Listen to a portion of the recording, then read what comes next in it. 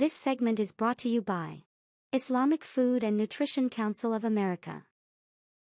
First 10 days of Dhul Hijjah and 3 days after 10 days, 11th, 12th, 13th.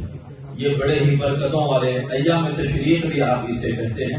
اللہ سبحانہ و تعالی نے منشن کیا ہے ان دنوں کو قرآن مجید میں ایام معدودات کہہ کر، اور حکم فرمایا وَاذْكُرُوا اللَّهَ فِي أَيَّامٍ مَعْدُودَاتٍ، اور ایام معدودات میں اللہ کا ذکر کرو، اللہ کو یاد کرو. وَاذْكُرُوا اللَّهَ، آپ کو یاد کریے.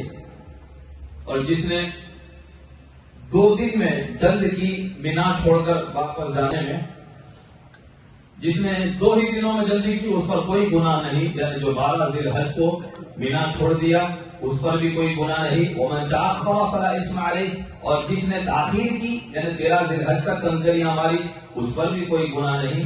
یہ اس کے لیے ہے جو پرہیزگاری اختیار کرتا ہے.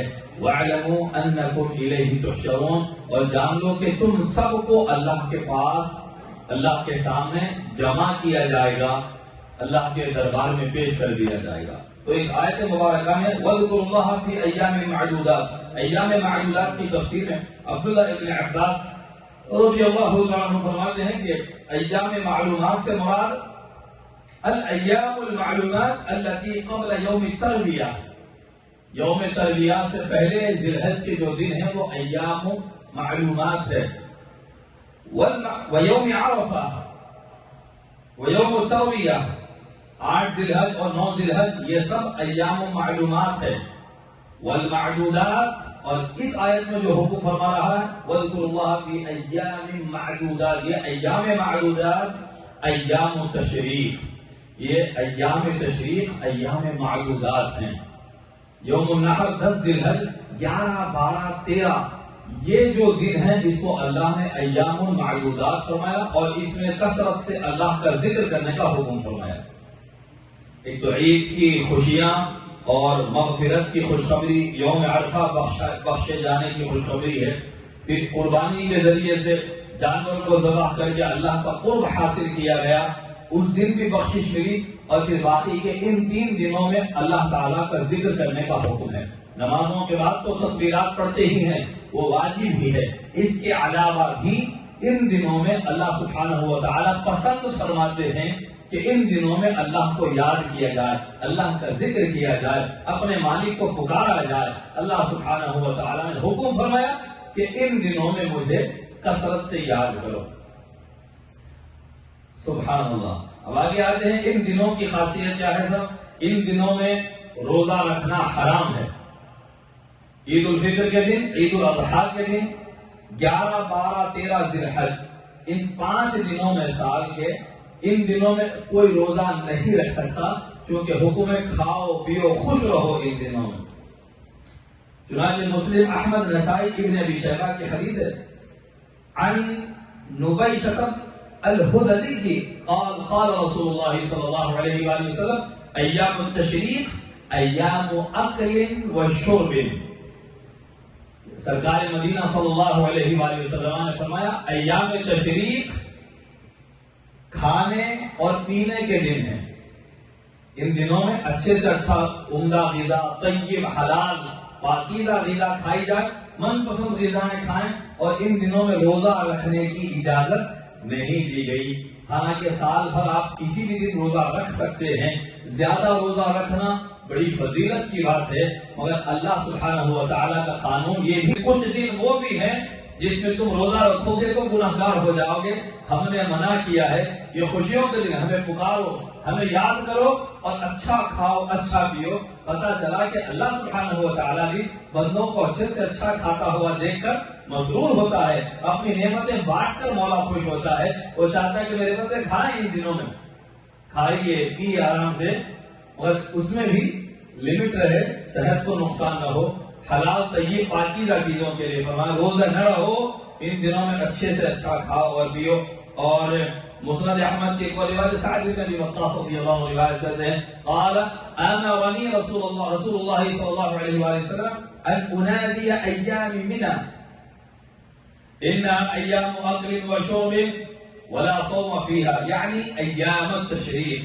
حضرت سعد بن ابی وقاص کو رسول کریم صلی اللہ علیہ وآلہ وسلم نے مینا کے میدان میں حکم فرمایا، کہتے ہیں کہ مجھے رسول اللہ نے حکم دیا کہ میں اناؤنس کروں، اعلان کروں حاجیوں میں، یہ کہوں کہ سنو یہ جو ایام ہیں 10 ذی الحج کے بعد 11-12 کنکریاں ماری جا رہی تھی، تو ان دنوں میں مینا میں اعلان کروایا انہا ایام اکل و شرب، کہ لوگوں یہ کھانے پینے کے دن ہیں، یہ ولا صوم فیہا، ان دنوں میں روزہ نہیں رکھتے ہیں، یعنی ایام التشریق، یہ ایام تشریق کی بات ہو رہی ہے۔ ریزن کہ فرمایا کہ وہ ایام التشریق عیدنا اہل الاسلام۔ ترمذی، ابو داؤد، نسائی کی حدیث ہے۔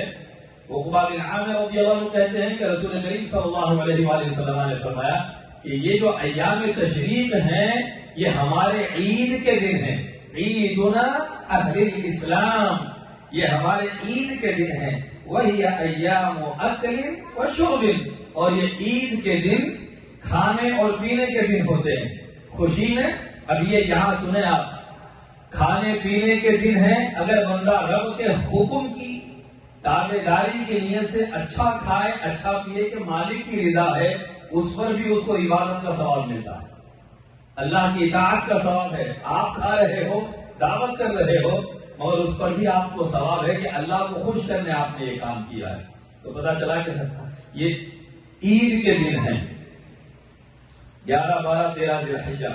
ہمارا بچپن سے ہم سنتے تھے رمضان کی 3 دن چھٹی، 3 دن کی عید ہے، بقرہ عید 3 دن کی۔ بقرہ عید میں باضابطہ قربانی کا وقت ہے جو 3 دن بلکہ 13 تک بھی بعض ائمہ کے پاس قربانی دی جاتی ہے۔ یہ سارے عید کے ایام ہیں۔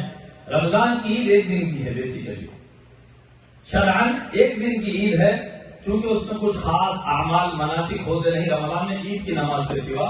اب چھٹی منانے کے لیے 3 دن کی چھٹی کسی کنٹری میں مل رہی ہے تو اچھی بات ہے۔ ایک کلچرل 3 دن کی عید منا لی ہے، آج 1 دن آرام کیا، گھر پہ وقت دیا، دوسرے دن رشتے داروں کو دے رہے ہیں۔ ایک کلچرل، ایک تہذیبی اور ثقافتی اعتبار سے وہ 3 دن کی عید مشہور ہو گئی، اور بیسک شرعاً عید الاضحیٰ کے ایام 3 دن تک ہے کم سے کم۔ اور تو اللہ سبحانہ و تعالیٰ نے امت کو حکم فرمایا ہے کہ اللہ کی نعمتیں کھائیں، اور ان دنوں میں روزہ رکھنے سے منع کیا ہے۔ تو دیٹس وائی کہ اہل اسلام میں ہر ملک میں الگ الگ شہروں میں الگ الگ علاقوں میں عید کے دنوں میں خاص خاص ڈشز بھی بنائی جاتی ہیں۔ ہمارے پاس ہند و پاک میں شیر خورمے کا اہتمام کیا جاتا ہے، اور بقرہ عید میں کچھ خاص ڈش، اور عید کے دن کیونکہ کھانے کا حکم ہے، کھانے پینے کے دن ہے، اچھے سے اچھا کھانے کے دن ہے، تو اچھی سے اچھی ڈشز بنائی جاتی ہے۔ میں تو ہماری چاند کمیٹی میں جاتا ہوں، جب وہاں پر عید کا چاند دیکھنے کے لیے رات میں شیر خورما پیش کرتے ہیں، وہاں پہ کھانا کھلانے کا ہم مطلب نہیں بھائی، ہم عید کی نماز پڑھ کے شیر خورما پیتے ہیں، ہم عید کے دن کی خاص ڈش ہم نے مقرر کر لی ہے، تو عید کے دن سے کچھ چیزیں خاص ہم نے کی ہیں۔ یہ صدقہ خیرات کر کے بھی زبان کی آفتیں بہت بھیانک آفتیں ہوتی ہے سر۔ ایک جملہ میں آپ کو ایک مثال کے طور پر واقعہ سناتا ہوں، یہ سخاوت اور انفاق سے ریلیٹڈ بھی ہے۔ ایک صحابی تھے حضرت ثعلبہ، والد ان کا نام تھا، آگے بولے یا رسول اللہ بڑی فائنینشیل کنڈیشن بڑی خراب ہے، دعا فرمائے کہ اللہ مجھے خوب دولت دے دے۔ تو حضور نے فرمایا کہ تیرے لیے یہ بہتر ہے، تو جس حال میں ہے یہ اچھا ہے تیرے لیے، تو یا رسول اللہ دعا کر دیجیے اللہ مجھے نواز دے۔ ٹھیک ہے، سرکار نے دعا فرمائی، اے اللہ اس کو دولت سے نواز دے۔ وہ ہاتھ ایسے ہیں جب اٹھتے ہیں تو خالی نہیں جاتے، ان کا کہا رب نے کہاں ٹالا ہے، وہ تو دل میں خواہش کرتے ہیں تو اللہ قبلہ بدل دیتا ہے۔ تو کہا جو بس ہاتھ اٹھے اللہ نے ان کو نوازنا شروع کر دیا، 1 بکری خریدی، 1 سے 4، 5، ایسی برکت ہوئی ان کو کہ ماشاءاللہ مدینے میں ان کے جیسا کاروبار کسی کا نہیں رہا، خوب بکریاں، خوب جانور، اونٹ، بڑا بزنس ہو گیا۔ تو مجبوراً مدینہ چھوڑ کر شہر سے باہر فارم ہاؤس لینے کے لیے جانا پڑا، ہنٹلی میں، جولیٹ میں، جہاں جس طرح یہاں کے لوگ بھی دور جاتے ہیں، فارم دور انہوں نے بنا لیا۔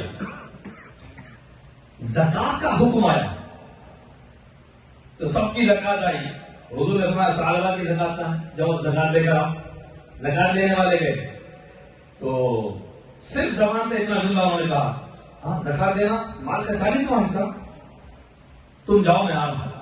صرف اتنا جملہ بولے, ایک کام کرو آپ جاؤ میں آتا ہوں سرکار کے پاس. کچھ دیر کے لیے بھول گئے, مال بھلا دیتا, پیون لگا ہوا لباس پہن کر پھرتا تھا. یہ آیا انہیں کی دعا سے آیا, وہ پوچھ رہے ہیں تو میں تاخیر کروں. خیال ان کو آیا تھوڑی دیر کے بعد, یا اللہ میں کیا کر دیا, یہ سب کچھ تو انہیں کی دعا سے آیا. اور فوراً تعمیر کرنے کی بجائے میں بھیج دیا قاصد کو. ادھر قاصد حضور کے پاس آیا, آ کر حضور سے کہا, کیا ایکسائٹڈ تھے سرکار مدینہ کہ بھائی گراؤنڈ سے بندہ ایک اٹھا ہے ان ہاتھوں سے, دیکھتے وہ اگر غلام جذبے سے پیش کرے گا حضور اور خوش ہو گئے, یا اللہ ثعلبہ کی بھی زکات آئی ہے. سرکار ایکسائٹڈ تھے. قاصد جب آیا تو حضور نے پوچھا ثعلبہ کا کیا ہوا. اس نے کہا یا رسول اللہ ثعلبہ نے کہا تم جاؤ میں آتا ہوں. حضور نے ثعلبہ, یہ کیفیت سے آنسو نکلے سرکار کے. بس حضور کی نگاہ مبارک سے آنسو بہنے تھے. ثعلبہ پیچھے سے بھاگ کر آیا, یا رسول اللہ زکات حاضر ہے. سرکار نے فرمایا ڈونٹ نیڈ, بس نہیں چاہیے تمہاری زکات. اللہ, زندگی تمام ہر سال ہر امتی زکات پیش کرتا قبول ہوتی, ثعلبہ کی زکات زندگی پر قبول نہیں کی گئی. حضور کے پردہ فرمانے کے بعد ابو بکر صدیق کا دورہ لے کر آئے, امیر المومنین میری زکات دے, فرمایا نہیں چاہیے. رسول اللہ نے نہیں, ابو بکر نہیں لیگا. سیدنا عمر کا زمانہ آیا, انہوں نے بھی نہیں, رسول اللہ نے زکات نہیں لی, ہم بھی تمہاری زکات نہیں لیتے ہیں. ایک جملہ تھا صرف زبان سے نکلا ہوا, یہ زبان سے ایک جملہ جب نکل گیا عمر تمام وہ زکات دینے سے محروم رہے. نہ دینے والا گناہ نہیں ہوا ان کو, اللہ رسول نے قبول ہی نہیں کیا. تو پتا چلا کہ زبان کی جو آفتیں بڑی بھیانک ہوتی ہیں, اس سے بچنے کے لیے کیا کرنا ہے. حضور نے فرمایا جب بھی کسی مجلس میں بیٹھے, قبل ان یقوم من مجلسہ, اللہ اکبر, جو شخص مجلس میں بیٹھا, من جلس فی مجلس فقصر فیہ لغطہ, اور اس مجلس میں بہت سی بیکار کی باتیں, لغو باتیں ہوئی جس کا کوئی فائدہ نہیں ہے. فقال قبل ان يقوم من مجلسه, وہ میٹنگ ختم ہونے سے پہلے, وہ گیدرنگ اینڈ ہونے سے پہلے اگر اس نے یہ پڑھ لیا سبحان. اور ان دنوں میں روزہ رکھنے سے منع کیا جانا, دو چیزیں ہیں صاحب. ایک اچھا کھانا پینا ایام تشریق میں, اس سے پہلے حکم ہے کہ اللہ کا کثرت سے ذکر کرنا. وَاذْكُرُوا اللَّهَ وَاذْكُرُوا اللَّهَ, عید صرف خوشی منانے اور کھانے پینے کے لیے اگر ہم نے رکھ لی ہے, اور اللہ کے ذکر کو اگر بھلا دیا ہے تو ہم ناشکرے بندے بن جاتے ہیں. جو عید اللہ نے عطا کی اس کی ہم ناقدری کرنے والے ہیں. عید کا دن برکتوں کا دن ہوتا ہے, خوشیوں کا دن ہوتا ہے, اس دن مغفرتیں, اللہ کی رحمتیں حاصل ہوتی ہے. تو اسی لیے کثرت کے ساتھ اللہ کا ذکر کریں. اب آئیے میں آپ کو کچھ طریقے ذکر کے بیان کروں جس پر اندازہ نہیں لگا سکتے ہم سے کتنی نیکیاں ملتی ہیں اور ہم کیسے فائدے سے محروم ہو رہے ہیں. یہ ترمذی کی حدیث, سیدنا عمر بن خطاب رضی اللہ تعالی عنہ روایت کرتے ہیں ان رسول اللہ صلی اللہ علیہ وآلہ وسلم قال من دخل السوق فقال لا الہ الا اللہ وحده لا شریک له له الملك وله الحمد يحيي ويميت وهو حي لا يموت بيده الخير وهو على كل شيء قدير كتب الله له ألف حسنة ومحى عنه ألف سيئة ورفع له ألف درجات. سرکار مدینہ صلی اللہ علیہ وآلہ وسلم نے فرمایا جو مارکیٹ میں انٹرڈ ہوا, بازار میں داخل ہوا اور یہ کلمہ پڑھا بازار میں جا کر, لا الہ الا اللہ وحدہ لا شریک لہ لہ الملک ولہ الحمد یحیی ویمیت وَهُوَ حَيٌّ لَا يَمُوتُ بِيَدِهِ الْخَيْرُ, یہ تھوڑا سا اضافہ ہے. وَهُوَ حَيٌّ لَا يَمُوتُ بِيَدِهِ الْخَيْرُ وَهُوَ عَلَى كُلِّ شَيْءٍ قَدِيرٌ. جس نے یہ کلمات بازار میں پڑھے, اللہ سبحانہ و تعالیٰ اسے 1,00,000 حسنہ نیکیاں اس کے لیے لکھ دیتا ہے. 1,00,000 گناہ 100,000 sins اس کے ارس کر دیے جاتے ہیں اور 1,00,000 درجے اس کے بلند کر دیے جاتے ہیں. ایزی کام, آسان عمل, ہلکا سا عمل. جب مارکیٹ میں جائے یہ پڑھ لے, بازار میں گیا, والمارٹ میں انٹر ہوا, ہوم ڈپو میں گیا, وینارڈ میں چلا گیا, وہ بھی بازار ہی ہے خریداری کے لیے. وہاں جاتے ہی اگر ہم نے یہ کلمہ پڑھ لیا تو آپ $200, $300, $50 خرچ کرتے ہیں، اس پر 1,00,000 نیکیاں جو مل رہی ہیں یہ $1,00,00,000 خرچ کرنے سے بھی نہیں ملتی. کتنا بہترین موقع عطا ہوتا ہے ہمیں اور ہم اس سے محروم رہتے ہیں. عمر نکل گئی اور ایسے ثواب سے ہم اپنے آپ کو محروم کر کے آج تک یہاں تک پہنچ گئے ہیں. یہ عہد کر لیں، اب یہاں سے باندھ کر اٹھیں کہ نہیں بھائی، اب جب بھی ہم بازار میں خریداری کے لیے جائیں گے تو یہ کلمہ ضرور پڑھیں گے اور اللہ سے مدد اور توفیق مانگیں گے. اللہم اعنا علی ذکرک و شکرک، اے اللہ تیرے ذکر اور تیرے شکر پر ہماری مدد کرنا. اللہ توفیق دے تو انشاءاللہ بے شمار نیکیاں اس طرح سے ہمارے نامہ اعمال میں داخل ہو جاتی ہیں. اللہ کا ذکر کرنا ان دنوں میں خاص طور پہ جگہ جگہ اللہ کو یاد کرنا. اور ایک ساتھ جب کبھی ہم بیٹھتے ہیں، کہیں بھی کچھ گفتگو ہوتی ہے، کبھی کسی کا گلہ، کسی کا شکوہ، کبھی کسی سے ریلیٹڈ، کبھی کسی سے ریلیٹڈ کوئی گفتگو آ جاتی ہے، کسی نے کسی کی غیبت کر دی، ہم جوائن بھی نہ کریں، صرف ہنس دیں، اس گناہ میں شریک ہو گئے. تو گفتگو میں کئی بار ایسا ہوتا ہے کہ ہم گرفت میں آ جاتے ہیں. اسی لیے دین کا خلاصہ سرکار مدینہ صلی اللہ تعالی علیہ وآلہ وسلم سے لوگوں نے پوچھا، یا رسول اللہ دین کا خلاصہ کیا؟ دین تو بہت بڑی تعلیمات ہے اس کی، اس کا خلاصہ اور نچوڑ کیا ہے؟ تو سرکار مدینہ نے اشارہ فرمایا زبان کو پکڑ کر. یہ اچھے اچھوں کو گرانے والی ہے زبان، بڑے بڑے لوگوں کو پٹکنے والی ہے نیچے. کوئی علم رکھ کر بھی زبان کی وجہ سے ہلاک ہو جائے گا، کوئی تقویٰ رکھ کر بھی ہلاک ہو سکتا. بحمدک اشہد ان لا الہ الا انت استغفرک واتوب الیک، یہ کلمہ جو پڑھ لیتا ہے کسی بھی بیٹھک کے ختم ہونے سے پہلے، سبحانک اللہم وبحمدک اشہد ان لا الہ الا انت استغفرک واتوب الیک الا غفر له ما كان في مجلسه ذلك. جب یہ پڑھ لیتا ہے تو اس مجلس میں جو جو ہوا اللہ اس کو معاف کر دیتا. جو بھی گفتگو ہوئی، گرفت جس پر ہو سکتی تھی، اللہ اس کو معاف کر دیتا. تو پتا چلا ہم آپس میں جب مل کر بیٹھتے بھی ہیں تو کئی لغو باتیں ایسی ہوتی ہے جس سے ہماری گرفت ہو سکتی ہے. اس لیے اللہ کو یاد رکھا جائے، وہاں اللہ کا ذکر کیا جائے، استغفار ہوتا رہے، تو اس سے اللہ مغفرت اور اپنی رحمت سے سرفراز فرماتا ہے. الغرض گفتگو کا لباب یہ 13 ذی الحج تک ایام تشریق ہے.